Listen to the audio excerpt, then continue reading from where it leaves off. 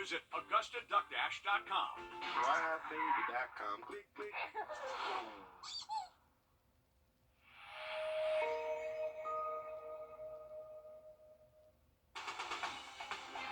Live from Augusta, you're watching News 12 live at 5.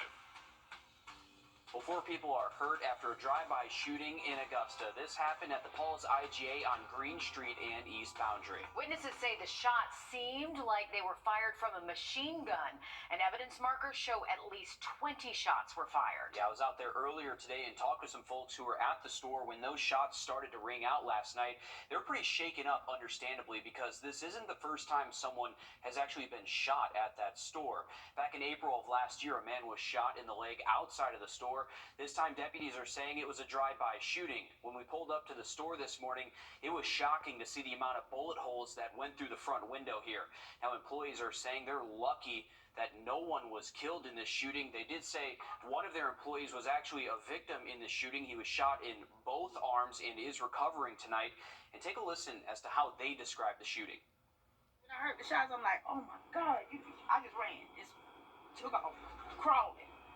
You know, for my life, you know what I'm saying, my safety, and I just tried to see whether I was hit or whatever. It was awful.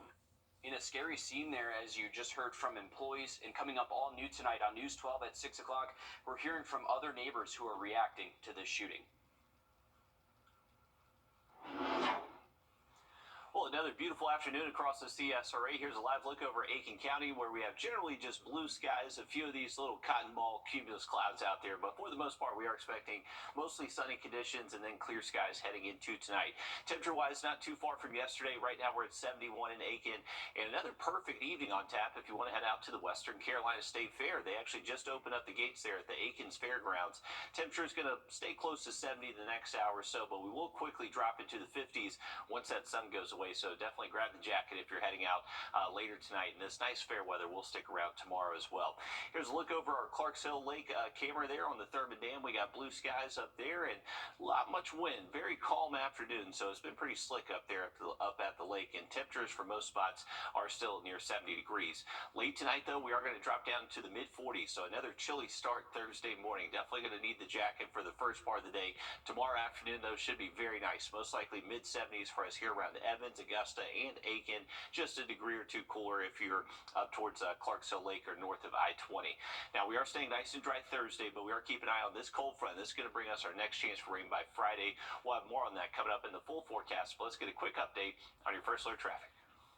And now, First Alert traffic. All right, here's a live look outside of our building. Doesn't look like traffic's impacted too much on I-20 at the moment, so eastbound, westbound lanes moving okay. Riverwatch Parkway looking busy, but not too unusual for this time in the afternoon. Going out to Lewiston Road, exit 190 here in Columbia County, just the usual backup towards the interstate, but it looks like Lewiston Road traffic moving okay. Remember, this is definitely a corridor where there's a lot of construction going on, so there may be a couple lane closures, but beautiful weather out there this afternoon if you're driving around. We'll have an update on that rain moving in Friday in just a little bit. Thanks, Riley. People searching for survivors. The identity of the victim from a mass shooting in Barnwell County over the weekend. Officials say 21-year-old Jasmine Roach was killed and that she was 4 months pregnant. 6 others were shot in the early hours of Sunday morning during what authorities are describing as a large gathering on Quail Road off Patterson Mill Road. A $500 reward is being offered for any information leading to the arrests of any suspects. A judge has ruled that the state of South Carolina will remain in control of convicted killer Alec Murdaugh's assets. The assets were placed in a receivership back in November of 2021 to prevent hiding, concealing, and otherwise disposing of any assets. Last month, Murdaugh pled guilty to 22 federal charges of financial crimes, including conspiracy to commit wire fraud and money laundering. A new report shows crash and fatality rates among young drivers has fallen dramatically over the past 20 years. The Governor's Highway Safety Association found state programs that gradually increase privileges for young drivers are best at preventing death. Things like not allowing them to drive at night or driving with a passenger.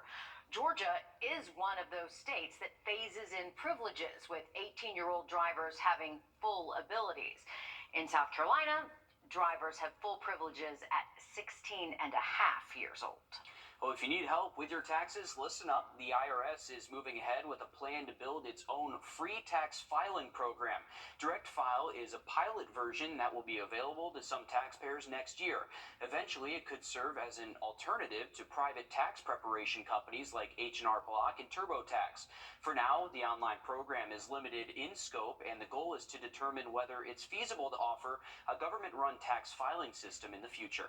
Tomorrow, the first round of Halloween events in our area start to kick off. This includes the spooktacular trick-or-treat event at the Evanstown Center Park.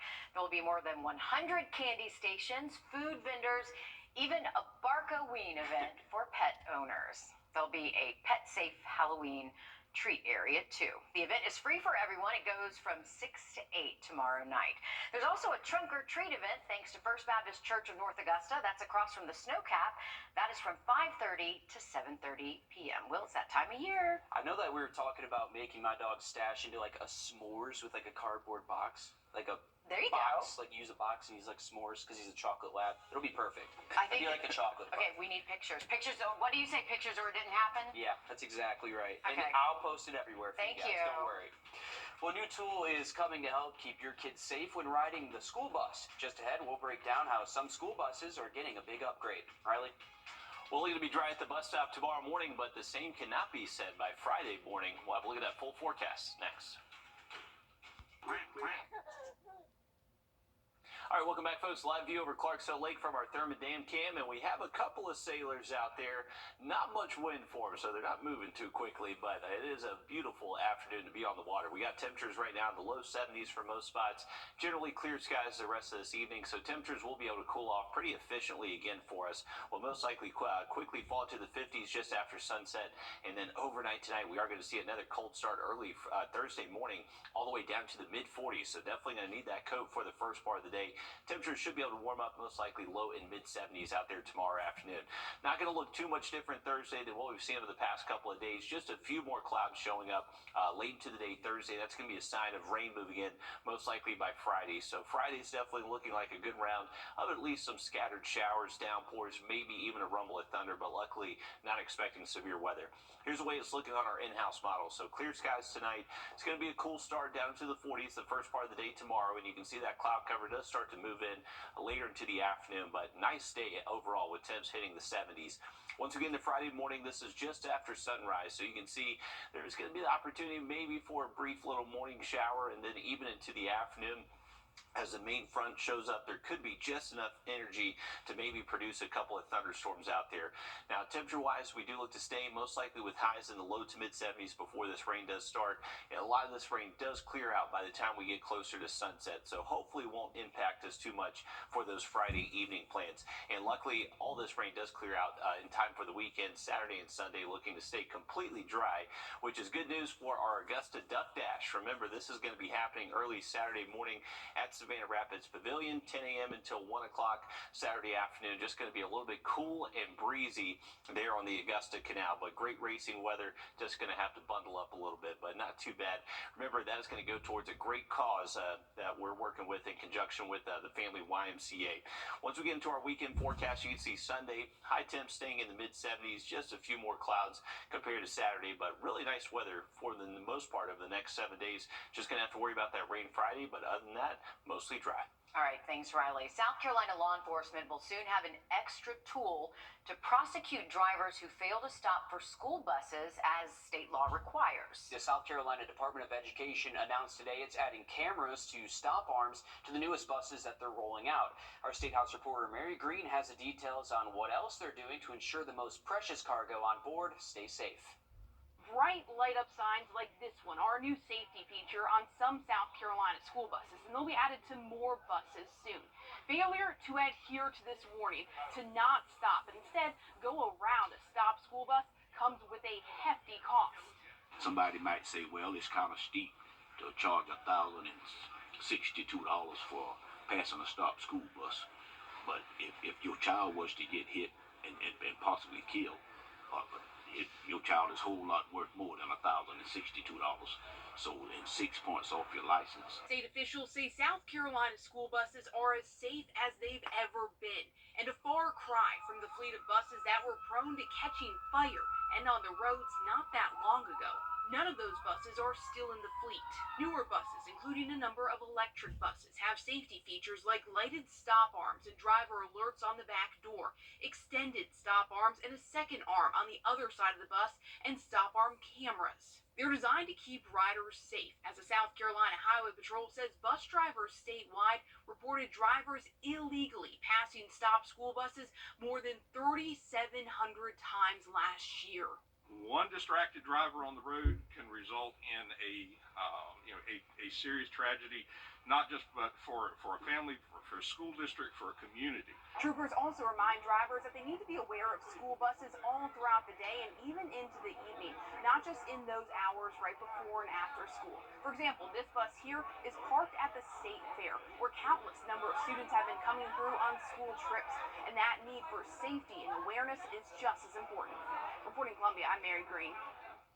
They also asked families to remind their kids of how to stay safe around school buses. That includes staying out of the road while they're waiting and not crossing the street or loading the bus until they see the bus driver's hand signal. Well, skill games that might look similar to slot machines are popping up in gas stations and grocery stores across the country. Next, we investigate the gray area of gaming versus gambling. First Alert Radar. Transmart USA's grand opening in their own words?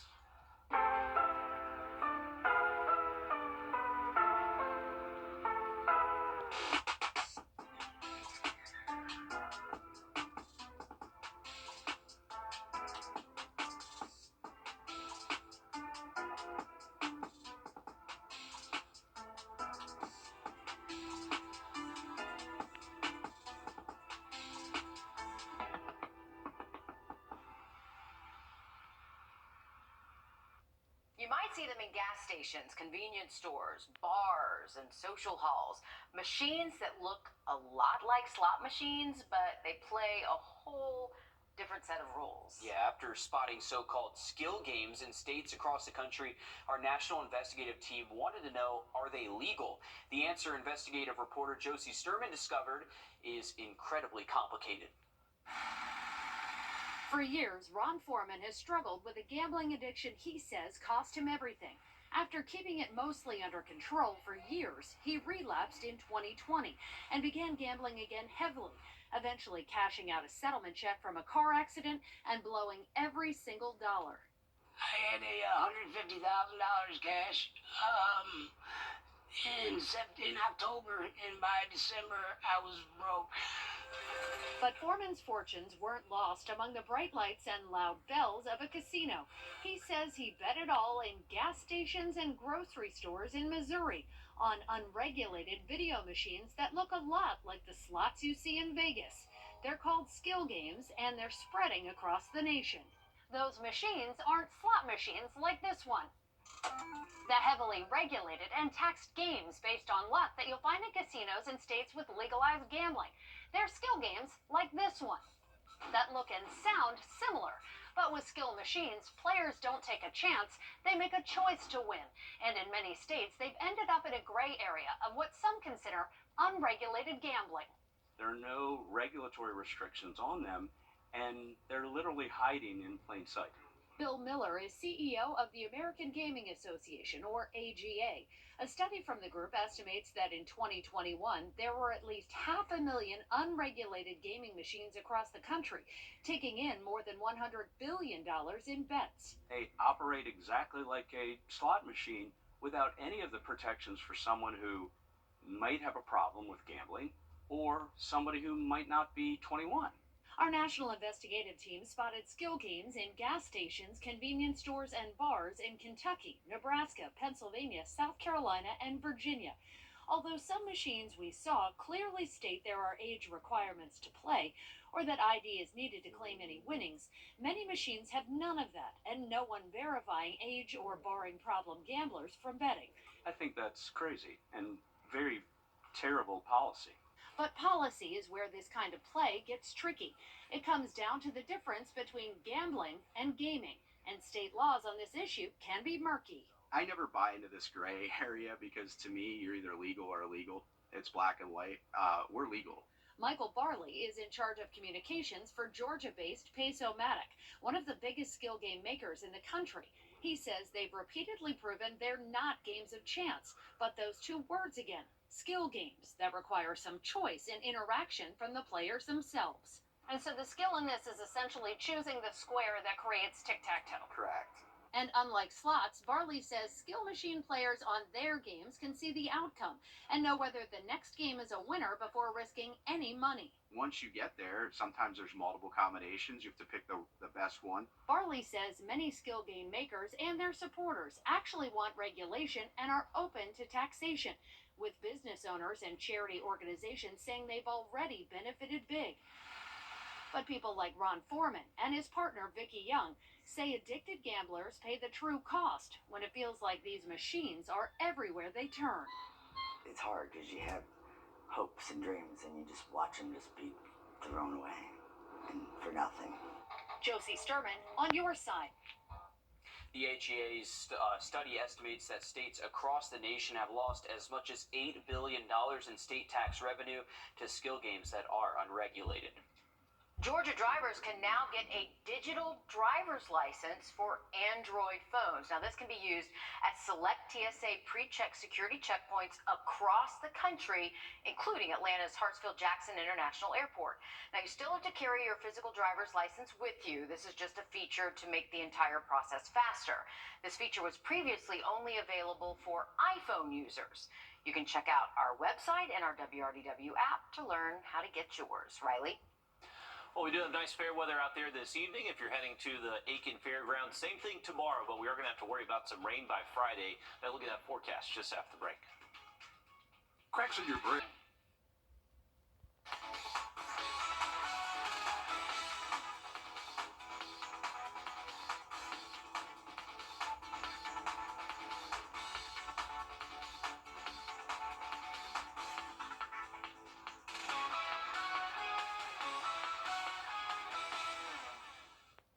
All right, take a look at our fall color tracker in the upstate and North Georgia. Not really seeing much of a color change there north of Lake Lanier and UNG Dahlonega.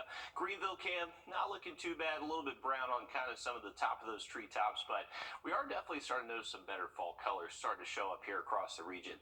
Looking at the Below Dam Recreation Area, we had a couple guys fishing over here. There we go. So a couple guys fishing, enjoying a nice afternoon. We got plenty of sunshine out there. Temperatures comfortable, low 70s at the moment, and going to stay with nice comfortable temperatures out there this evening. A little bit cool though once that sun does go away.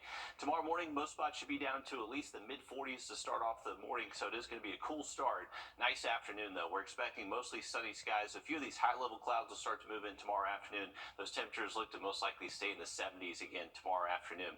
Once we get to Friday, even early in the morning, there's going to be the opportunity for some rain, possibly a thunderstorm Friday afternoon. That will linger up until around sunset Friday, but we'll clear out in time as we head into the weekend. Weekend forecast looks great. Going to be sunny, breezy Saturday and hang with temperatures in the 70s most afternoons. All right, thanks, Riley. Stick with us. We have more news, weather, and sports coming up after a short break as News 12 Live at 5 continues.